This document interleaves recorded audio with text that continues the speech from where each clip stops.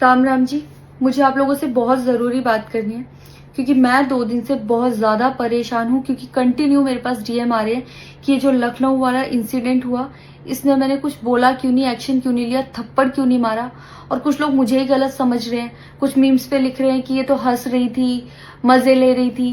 कि पब्लिक में कोई मुझे ऐसे टच करके जाएगा उसमें मुझे खुशी होगी, मुझे मज़े आएंगे। सारी बात ये थी कि जब इनका सॉन्ग के लिए मेरे पास कॉल आया तो मैंने सारी चीज़ें क्लियर कर ली थी कि इसमें ऐसा वैसा कॉस्ट्यूम तो नहीं है, कोई डबल मीनिंग लाइन तो नहीं है और इसमें ऐसा वैसा सीन तो नहीं है। और मैं शूट पर गई, शूट पे सब कुछ नॉर्मल था, मुझे कोई प्रॉब्लम नहीं हुई। जब इन्होंने मुझे लखनऊ के इवेंट के लिए बोला तो मैंने हाँ बोल दिया क्योंकि मुझे शूट पर भी कोई प्रॉब्लम नहीं हुई थी। और जब मैं लखनऊ में गई, मैं स्टेज पर थी, मैं पब्लिक से बात करी थी, पवन सिंह जी ने मुझे बोला कि इधर कुछ लगा हुआ है।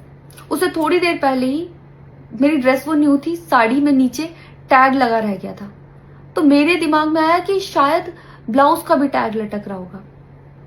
मैं हंसकर उस चीज को दबा रही थी कि अगर मेरा टैग लगा भी है तो वो चीज जिस टाइम मैं पब्लिक से माइक में बात कर रही हूँ उस टाइम ना बोल के साइड में भी बोली जा सकती है, इसलिए मैं उस चीज को उस टाइम पे दबा रही थी। मैंने हंस के टाला, अवॉइड किया और फिर दोबारा बात करने लगी।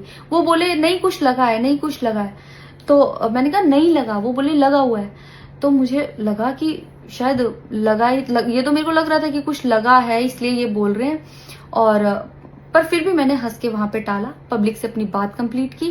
कंप्लीट करने के बाद जब मैं अपने टीम मेंबर से मैंने पूछा साइड में जाके कि कुछ लगा है, क्या लगा है, उन्होंने बोला कुछ भी नहीं लगा था।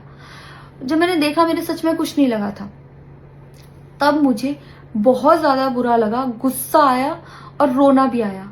लेकिन मुझे ये नहीं समझ आया कि मैं अब क्या करूं यहाँ पर, क्योंकि जहां मैं गई थी लखनऊ में, पवन सिंह जी खुद भी वहीं के रहने वाले हैं, उसी जगह पर इवेंट था। जितना वो क्राउड था वो सारा उनका फैन बेस था। उनको भगवान बोल रहे थे और भक्त बोल बोल के उनके पैरों में गिर रहे थे। वो उनका फैन बेस था, क्राउड था। तो मुझे समझ नहीं आया कि मैं क्या करूं। अगर मैं कुछ भी बोलती तो क्या वो लोग मुझे सपोर्ट करते।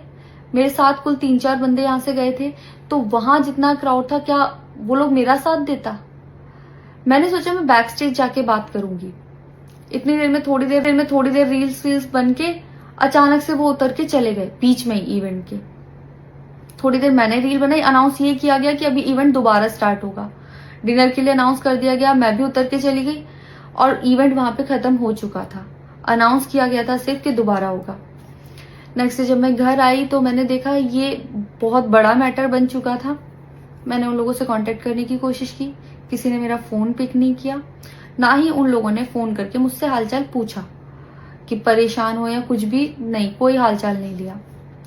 मैं पोस्ट करना चाहती थी, जो लोग लिख रहे थे कि मजे आए या हंस रही है, मैं रिप्लाई में पोस्ट करना चाहती थी। मेरे को किसी का कॉल आया था कि पवन सिंह की पीआर टीम बहुत स्ट्रांग है और कुछ भी ऐसा वैसा मत लिखना और ना पोस्ट करना, क्योंकि वो लोग अगर कुछ लिखेंगे ना बहुत कुछ उल्टा लिख देंगे तुम्हारे लिए और बहुत कुछ कहेंगे और बहुत बड़ा मैटर बन जाएगा। अभी जितना परेशान हो उससे ज्यादा परेशान हो जाओगी, तो छोड़ो।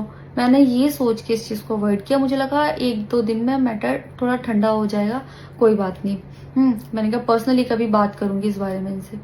लेकिन बढ़ता जा रहा है, ऊपर से ना उनकी तरफ से कोई रिप्लाई मिला और मुझे नहीं पता कि ऐसे में मुझे क्या करना चाहिए था और क्या करना चाहिए। आप लोग मुझे बताओ, मुझे ऐसे में क्या करना चाहिए। मैं बिल्कुल भी सपोर्ट नहीं करती कि हाँ ये चीज नॉर्मल है या इसको नॉर्मल समझूं।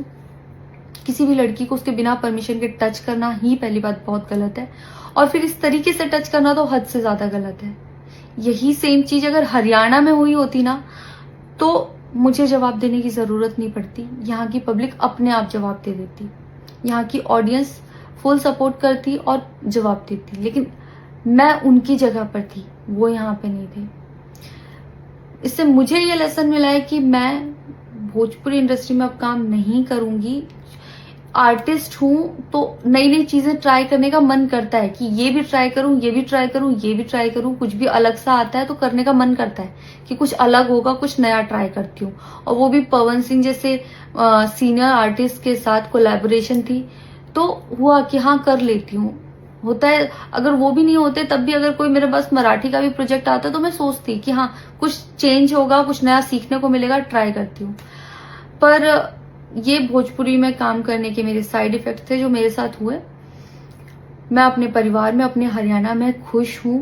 मुझे नहीं करना काम भोजपुरी में। पर आप लोग मुझे जरूर बताना कि इस सिचुएशन में अगर आप होते और आप वहां पर होते तो आप उस टाइम पर क्या करते और मेरी गलती कहाँ है। जय श्री राम।